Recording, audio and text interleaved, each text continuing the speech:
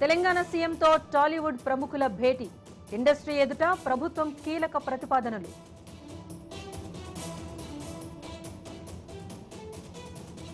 శాంతి భద్రతల విషయంలో రాజీ లేదు. రియల్ లైఫ్ లో హీరోలుగా ఉండాలన్న రేవంత్.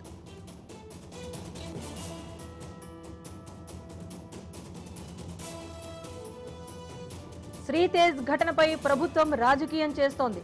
శ్రీతేజ్ ను పరామర్శించిన మాజీ మంత్రి హరీష్ రావు.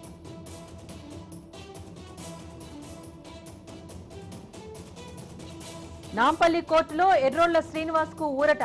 షరతులతో కూడిన బెయిల్ మంజూరు.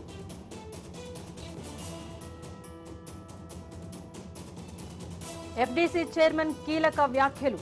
సినీ ఇండస్ట్రీ పట్ల చాలా సానుకూలంగా ఉన్నారన్న దిల్ రాజు.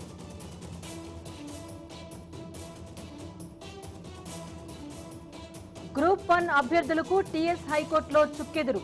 రిజర్వేషన్ల అంశం తేలేంత వరకు రిజల్ట్స్ ఆపాలన్న పిటిషన్ కొట్టివేత.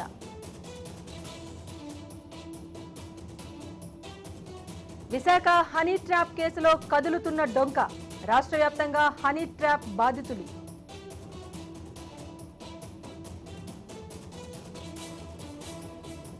బాలికల గురుకుల పాఠశాలలో మంత్రి సీతక్క హాస్టల్ నిద్ర. నూతన మెను ఖచ్చితంగా అమలు చేయాలని ఆదేశం.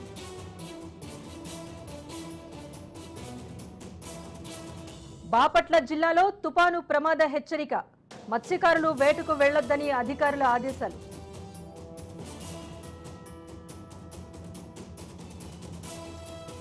హుజూర్ నగర్ లో ఘనంగా సిపిఐ ఆవిర్భావ వేడుకలు. కేక్ కట్ చేసి సంబరాలు జరుపుకున్న కార్యకర్తలు.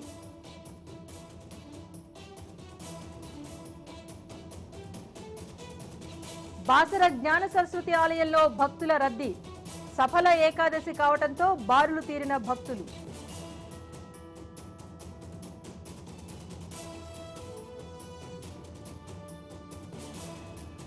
నేను నిందితుడిని మాత్రమే, నిర్దోషిగా బయటకొస్తా. ఛార్జ్ షీట్ పై స్పందించిన జానీ మాస్టర్.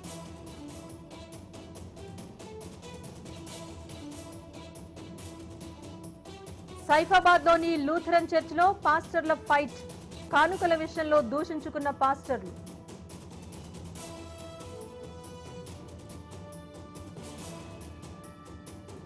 కామారెడ్డి సూసైడ్ ఘటనపై కొనసాగుతున్న దర్యాప్తు.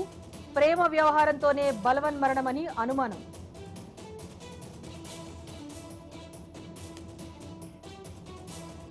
పంట పొలాల నుంచి ప్రధాన రహదారిపైకి.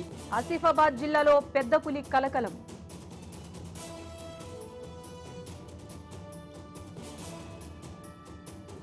తిరుమల శ్రీవారిని దర్శించుకున్న మహారాష్ట్ర గవర్నర్. కుటుంబ సభ్యులతో మొక్కులు చెల్లించుకున్న సిపి రాధాకృష్ణన్.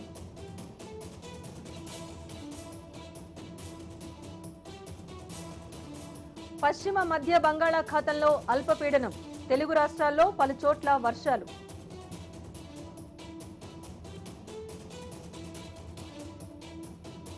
విరాట్ ఖాతాలో డీమెరిట్ పాయింట్. కోహ్లీ మ్యాచ్ ఫీజులో 20% కోత.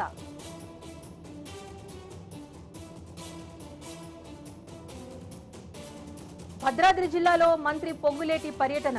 ఇందిరమ్మ మోడల్ హౌస్ నిర్మాణానికి భూమి పూజ.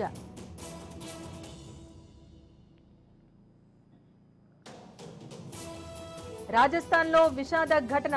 భర్త రిటైర్మెంట్ ఫంక్షన్లో భార్య మృతి.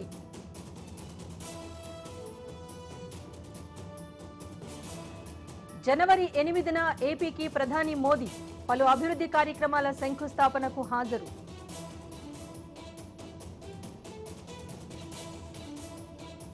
ఏపీలో విద్యుత్ ఛార్జీల పెంపుపై 27న వైసీపీ నిరసన.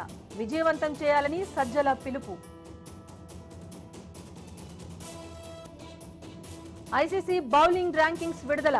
భారత ఆటగాడు బుమ్రాకు అత్యధిక పాయింట్స్.